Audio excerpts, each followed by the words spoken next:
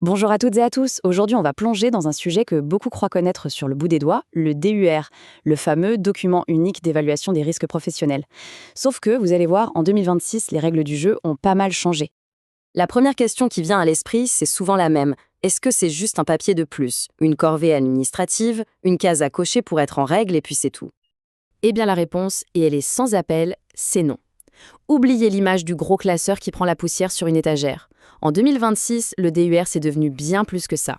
C'est un véritable outil stratégique avec des enjeux beaucoup plus élevés qu'avant. Alors, pour bien saisir ce qu'est le DUR aujourd'hui, il faut vraiment changer de lunettes. On ne parle plus seulement de conformité, de « il faut le faire ». Non, on parle de stratégie pure et dure. Et comme pour toute bonne stratégie, il faut des fondations solides. C'est un peu le plan de la maison. Voyons ensemble les bases indispensables pour construire un document qui soit non seulement conforme, mais surtout qui soit utile. Alors, officiellement, qu'est-ce que c'est? Le Code du travail nous dit que c'est un document qui doit faire l'inventaire et évaluer tous les risques. Mais le mot le plus important ici, c'est traçabilité collective. L'idée, c'est de créer une mémoire vivante des risques dans l'entreprise pour protéger tout le monde sur le long terme. Et qui est concerné? La réponse est simple, absolument tout le monde. À partir du moment où il y a un salarié, un seul, l'obligation tombe. Et attention, c'est une responsabilité qui pèse directement sur l'employeur, impossible de la déléguer. Ce qui est passionnant, c'est l'étendue des risques qu'il faut couvrir. Bien sûr, on pense tout de suite aux trucs évidents, les chutes, le bruit, mais la loi nous oblige à regarder bien plus loin. Les risques chimiques, oui, mais aussi les risques liés à l'organisation, comme le rythme de travail, et surtout les fameux RPS, les risques psychosociaux. Le stress, le harcèlement, le burn-out, tout ça, c'est une obligation légale. Pour organiser cette analyse, on utilise un concept clé, l'unité de travail. Alors ce n'est pas forcément un lieu physique. Ça peut être un poste précis ou un groupe de postes qui se ressemblent, ou même des endroits différents mais où les gens font face aux mêmes risques. C'est vraiment la colonne vertébrale qui va structurer toute l'évaluation. Bon, on a vu la structure. Maintenant, comment on passe de cette analyse à des actions concrètes?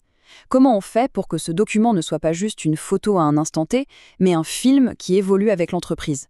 Pour évaluer chaque risque, il y a une formule assez simple mais redoutablement efficace. On prend la fréquence à laquelle le danger peut survenir, on la multiplie par la gravité des conséquences et on ajuste le tout en fonction des mesures de prévention qui existent déjà. Cette cotation permet de créer une hiérarchie très claire. On sait tout de suite où sont les urgences.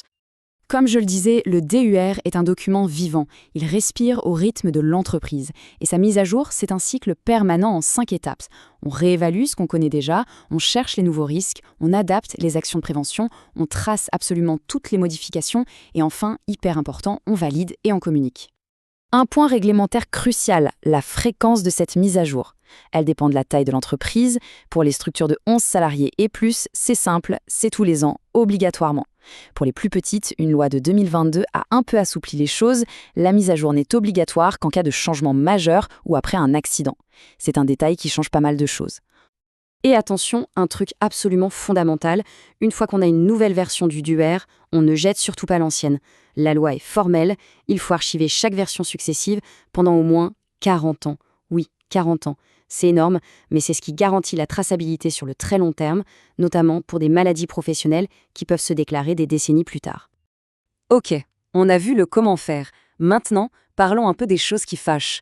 Qu'est-ce qu'on risque vraiment si on ne le fait pas ou si on le fait mal? C'est le coût, souvent très sous-estimé, de la négligence. Le premier niveau de sanction, c'est l'amende pour contravention, 1 500 €. Et bien sûr, si on se fait attraper une deuxième fois, ce montant est doublé. Mais là où ça peut faire vraiment très mal, c'est l'amende administrative. Elle peut grimper jusqu'à 10 000 €. Et le détail qui change tout, c'est par salarié concerné. Faites le calcul dans une boîte de 10, 20 ou 50 personnes, l'addition peut devenir astronomique. Et ce ne sont pas juste des menaces en l'air. Regardez cet exemple, il est bien réel. Une PME de la région de Grenoble. Elle devait toucher une subvention de 20 000 €. L'aide a été refusée tout simplement parce que son DUR n'était pas complet et à jour. C'est 20 000 € de perdus, cash. Mais honnêtement, les amendes, ce n'est que la partie visible de l'iceberg. Les vrais dangers, les coûts cachés, sont bien pires. On parle de la reconnaissance de la faute inexcusable de l'employeur en cas d'accident grave, ce qui peut faire exploser les cotisations et les indemnités. On parle de la responsabilité pénale du dirigeant et bien sûr, il y a l'impact dévastateur sur la réputation d'entreprise. Bon, on a bien vu le côté bâton. Maintenant, si on retournait complètement la perspective, si on transformait cette obligation qui peut faire peur en un véritable avantage concurrentiel, c'est possible et c'est notre dernière partie. Parce qu'un DER bien fait, c'est un investissement avec un retour incroyable. Bien sûr, ça réduit les coûts directs des accidents, de l'absentéisme, mais ça va tellement plus loin. Ça améliore la performance, ça aide à attirer et à garder les bons profils, ça nourrit un dialogue social de qualité. Bref, c'est un cercle vertueux qui bénéficie à tout le monde. Le point essentiel à retenir, c'est que le DUER n'est pas une démarche isolée. C'est le cœur du réacteur, c'est le moteur de toute la stratégie, qualité, hygiène, sécurité, environnement et bien sûr de la politique RSE.